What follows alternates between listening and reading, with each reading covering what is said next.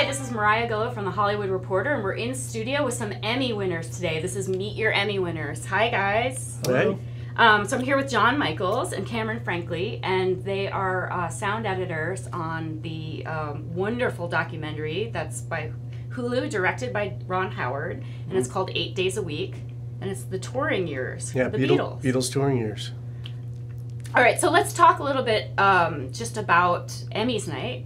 How did it feel to win your Emmys? And then we'll talk a little bit about the project.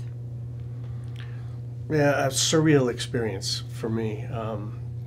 John and I have been fortunate enough to be nominated on a couple of other shows. We did a show about Kurt Cobain and another one about the Rolling Stones, and we're nominated and didn't get to walk the aisle. And you kind of get conditioned for that a little bit to temper your expectations. But this was a mind-blowing experience. Mm-hmm. Yeah, still is. How did you get involved in working on this project with Ron Howard? We were working with Chris Jenkins, who has done several projects with Ron, and he asked us if we wanted to get involved, and it was like, are you kidding? Like, we're going to work with the Beatles and Ron Howard? It was, I mean, it's been a thrill right from that first conversation. Yeah. What was it about this project that was different than what you've done before? Well, it was the Beatles, for one. Just an incredible collaboration with great people. Yeah. From the Abbey Road group, Giles Martin, Sam O'Kell, who just did amazing work with the music. The whole team was amazing. It was great working with Ron. Yeah. And how many people are working on the sound editing and the sound mixing side? I think you are both among... there was five sound editors. 5 sound editors, yes, who worked on the project. 5? Am I right on this? Let me make sure I'm correct. Including Melissa. Right? 1, you and me, Harris, 6. Oh, Will. 6. Yeah. So 6 of us. 6 of us, yeah. Right, including a music editor, Melissa. And what was it like? I mean, did you have to have like a plan of attack going into this? You're working with archival footage. You're working with these amazing interviews with the 2 surviving members of the Beatles, as well as all of their friends and loved ones and people who like amazing fans of the Beatles, like Whoopi Goldberg. Yeah. What was it like, kind of compiling all the footage, and what was important to you to like kind of bring forth with this project? Well, regarding the archival footage, it's kind of critical as you're adding in all these sounds and environments. None of that existed, and as we added it in, we had to age it in a way so it sounded like it was accurate from the time. So it's kind of weaving in and out of all of that old footage. We'd done a couple of documentaries before, as we said. We did a Rolling Stones, we did a Kurt Cobain, and so we kind of came in with like our theories about what makes an interesting documentary. So we used similar ideas. I mean, it wasn't exactly the same, but it was similar, and you kind of work on them cut to cut to cut. So it's like, oh, this one's from, it's early on and it's 63. Oh, this is an interview from later in the 70s. Oh, this is whatever. And so you like tailor the sounds for each of those shots. It's actually a lot of work. Yeah. I mean, in comparison, we do just like dramatic features mostly, and it's on some levels they seem almost easier, because you're just like, here's the scene. You just let the scene play out, as opposed to like every single shot. It's a tapestry of weaving all these themes together, whether it's something visual or a storyline. It's constantly changing. So I mean, kind of taking us back to the early 60s when a lot of this documentary takes place, you're creating kind of like a newsreel kind of feeling, because that's where people would learn about Beatles news back in that day. They would go to the movie theaters and get that newsreel at the beginning before their feature. Right. And that's what you're kind of creating.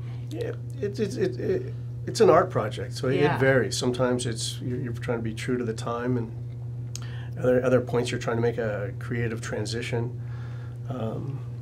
You're just tying it all together. Yeah.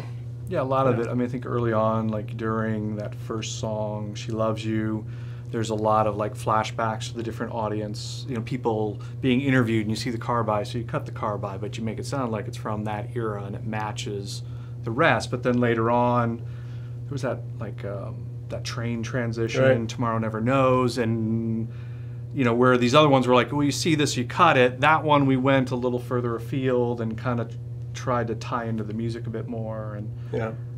it's like a feel thing. I don't know. There's not like a guideline. Like, make sure that every time this comes up, you do it this way. Right. You play a bit and find Yeah. the thing that seems to make sense. Yeah. Oh, one of the really cool things about this documentary is it's showing Beatlemania in a way that's never been shown before. We've all seen the photos of people just kind of losing their minds when the Yeah. Beatles are performing.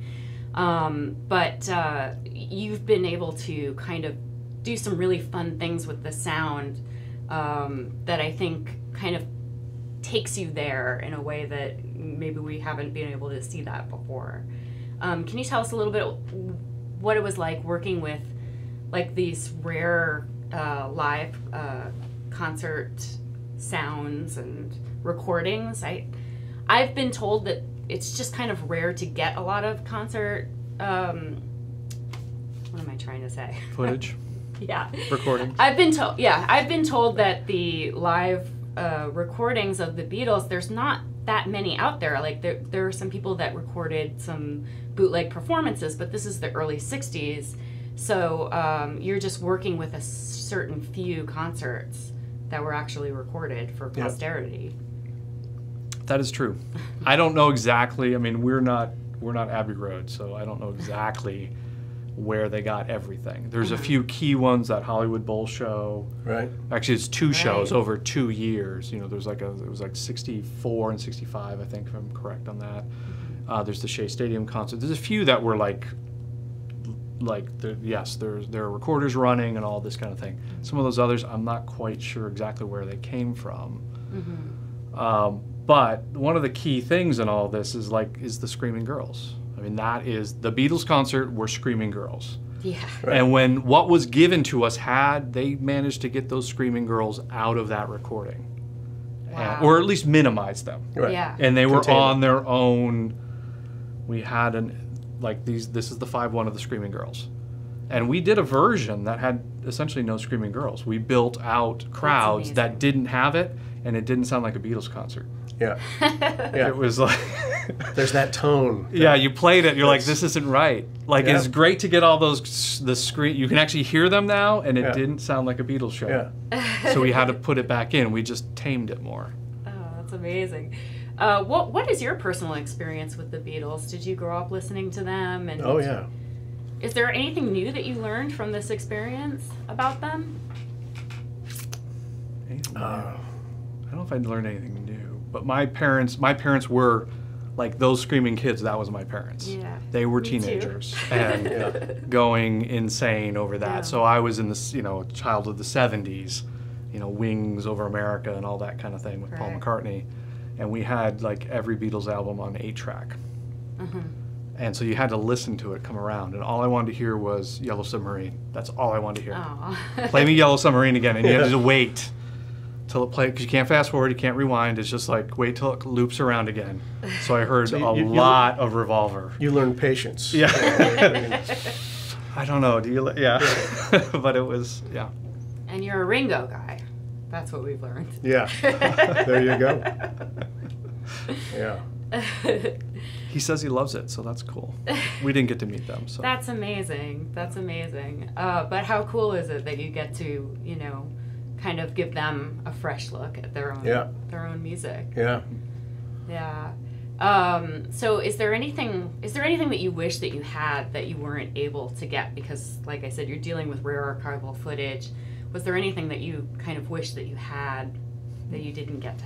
Not really. There's a lovely transition in the picture where we go from touring days into the studio when the guys they've had it on the road. And that's just a lovely transition after being on the road with these guys for half of the picture. And it was just a different experience. I mean, dealing with all of their material. And, yeah. Yeah, that transition seems really important to understanding like just how one of a kind the Beatles are. That they went from this like band that really, really loved to play and perform to becoming so big that they needed to go into the studio and just leave that all behind to like go into their next phase of creativity. Yeah, which was just amazing. Yeah. Well, and I mean, I'm going to throw out a number here that everyone's going to say, that's totally wrong. How could you be wrong with that? But they released 5 albums, like studio albums, non-touring, something like that. Yeah. Right? And then, of course, it's different whether you're in the US or UK. There were different albums, but something like 5 albums. In 3 years, right? 66, 67, 4 years. I mean, it's like the amount of material they created was just insane. Yeah. Yeah, it's there's a part in there where that musicologist is like the number of great melodies made by these people. Mozart has all these 100+ melodies. The only people who come close is the Beatles, like 250 years later. Yeah. Wow. That's I mean, yeah, they're kind of a weird cultural phenomenon that I don't know if we'll ever see again. Yeah. So true. How did it feel to end the documentary on their rooftop performance in 1969? Oh, I love that moment. Yeah. Yeah. They actually shot that, like, they played it like 3 times or something. And that's, I don't know what take that They is. didn't have a permit, so the police were trying to shut them down. That's the advantage of being on the roof. Yeah. Can't get up there. Yeah. So amazing. Yeah.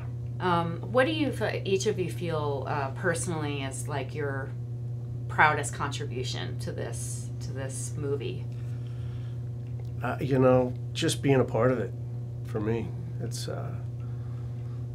to be there to contribute to watch everyone else contribute. It was this is as special as they get. Yeah.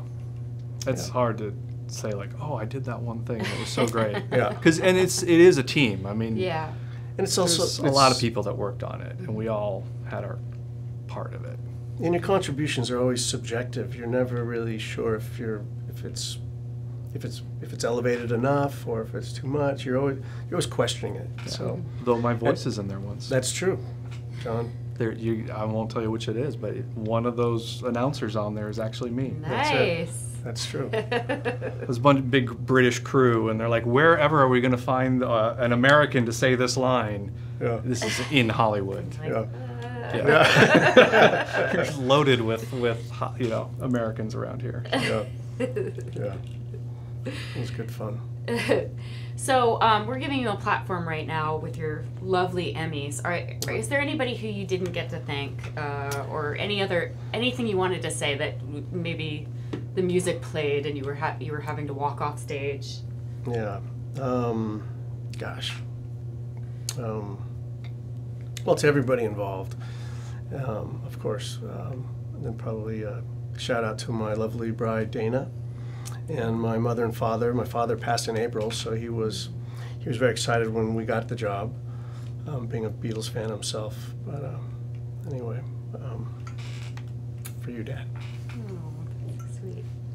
I was gonna say hey to the engineering staff at Warner Brothers, because there was some fabulous people, Tony Pilkington, Ryan Murphy, Indeed, and Mark Purcell. Yeah. And those aren't the guys who usually, get they don't get this, and you really couldn't do it without them.